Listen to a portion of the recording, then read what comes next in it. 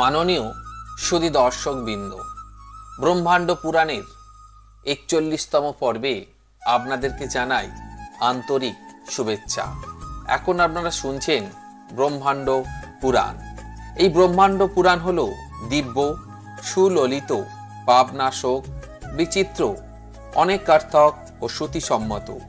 যিনি এই পুরাণ কথা চিন্তা করেন, বারবার শোনেন, তিনি পুরাণের কীর্তনের ফলে দীর্ঘ আয়ু লাভ করেন এবং নিজের বংশের প্রতিপালন শেষ হয়ে গেলে স্বর্গলোকে পূজিত হয়ে থাকেন।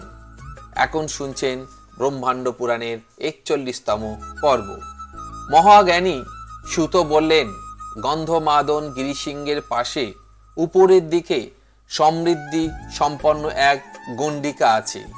এর শুধুমাত্র পূর্ব পশ্চিমের বিস্তার ৩২,০০০ যোজন এবং দৈর্ঘ্যে অর্থাৎ উত্তর দক্ষিণে ৩৪,০০০ যোজন, যেখানে কতিপয় সৎ কর্মশীল প্রাণী বাস করেন।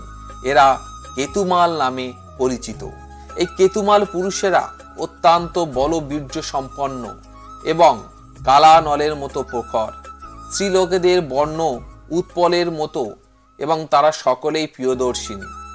সেখানে একটি ৬ বাসপূর্ণ বিরাট পনস বৃক্ষ আছে। ব্রহ্মাশ্রুত কামচারী মনের মতো গতিসম্পন্ন ঈশ্বর এবং কেতুমাল নিবাসী প্রাণীরা এই স্বর্গীয় ফলের রস পান করে থাকেন। এর ফলে তারা অযুত বৎসর জীবিত থাকেন। গন্ধমাদনের উপস্থিতি এবং এই গণ্ডিকার মতো মাল্যবান পর্বতের পূর্ব দিকেও আরও একটি বিস্তৃত ও দীর্ঘ গণ্ডিকা আছে, যেখানে নিত্য আনন্দচিত্ত ভদ্রাশ্বগণ বাস করেন। সেখানে এক নয়নাভিরাম শালবন এবং কয়েকটি মহাবৃক্ষ আছে। এই মহাবৃক্ষগুলি কালাম্য নামে অভিহিত হয়ে থাকে। ভদ্রাস্য পুরুষেরা শ্বেত বর্ণের ও মহাবলবীর্য সম্পন্ন হয়ে থাকে। তুলনায় স্ত্রীলোকেরা চন্দ্রপ্রভা, চন্দ্রবর্ণা বলা যেতে পারে। ভদ্রাস্য রমণীর অঙ্গলাবণ্য কুমুদতুল্য এবং তারা অতিশয় সুন্দরী ও প্রিয়দর্শিনী হয়ে থাকেন। তাদের আনন পূর্ণ চন্দ্রের মতো, শরীর চন্দ্রের মতো শীতল, সারা গায়ে পদ্মের মতো সুগন্ধ।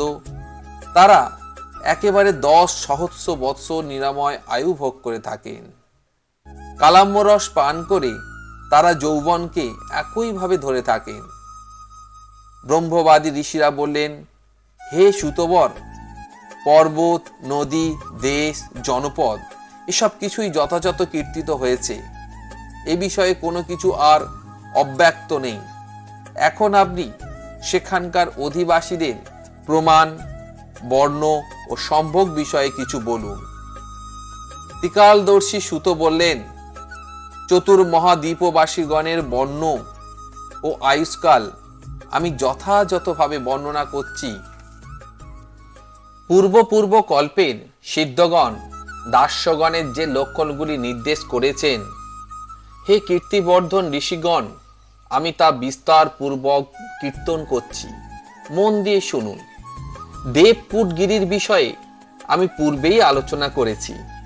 পূর্বকথিত এই বিখ্যাত গিরির পূর্ব দিকে পঞ্চকুলাচুল নদী ও জনপদ সম্বন্ধে যেমন শোনা গেছে এবং দেখা গেছে, আমি অনুরূপ বর্ণনা করছি।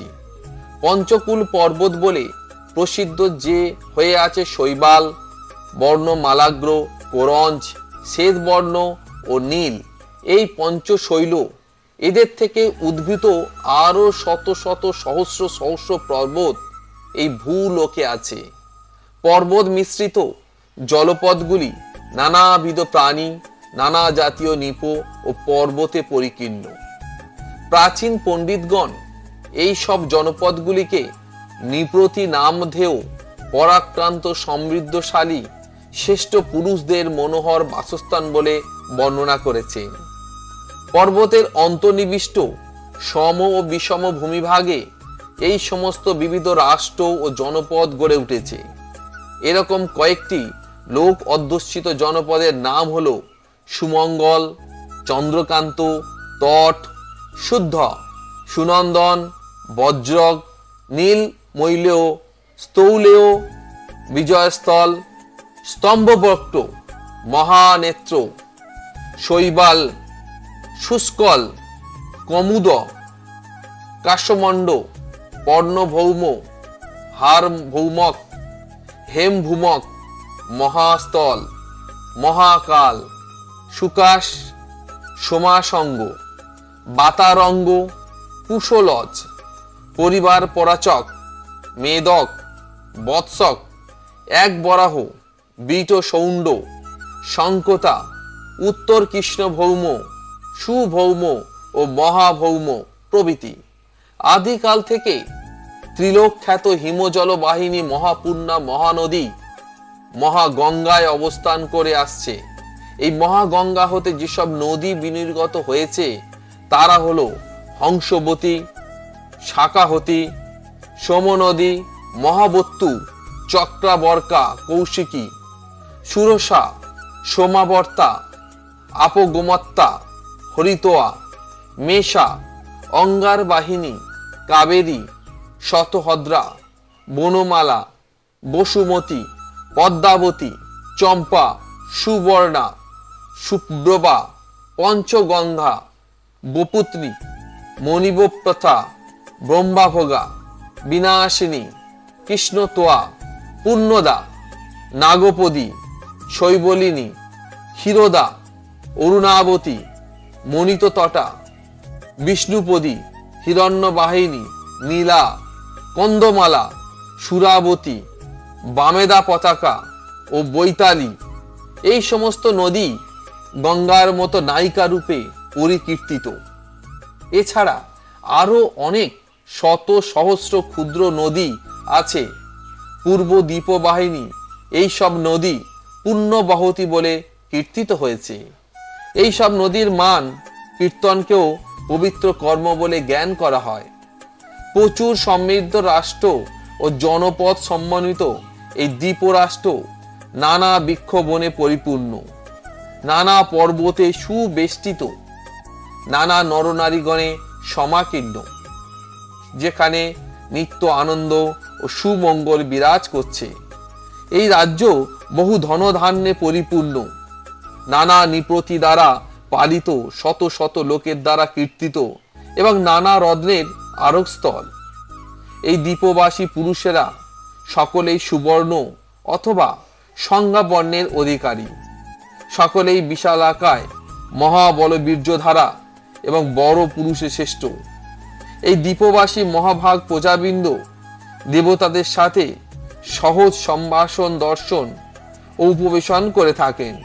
এদের বিশেষ কোনো ধর্মাধর্ম নেই। এদের সাধারণ আয়ু 10 সহস্র বৎসর। এখানে অহিংসা ব্রত এবং সত্য বাক্যই প্রাকৃতিক নিয়ম বলে পরিগণিত।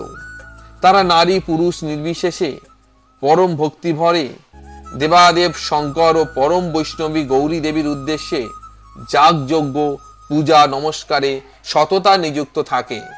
প্রিয় দর্শকবৃন্দ, এতক্ষণ আপনারা শুনলেন ব্রহ্মাণ্ড পুরাণের 41তম পর্ব। আপনাদের সাথে দেখা হবে আগামী পর্বে। ততক্ষণ আপনারা সুস্থ থাকবেন, ভালো থাকবেন, নিজেদের খেয়াল রাখবেন। নমস্কার।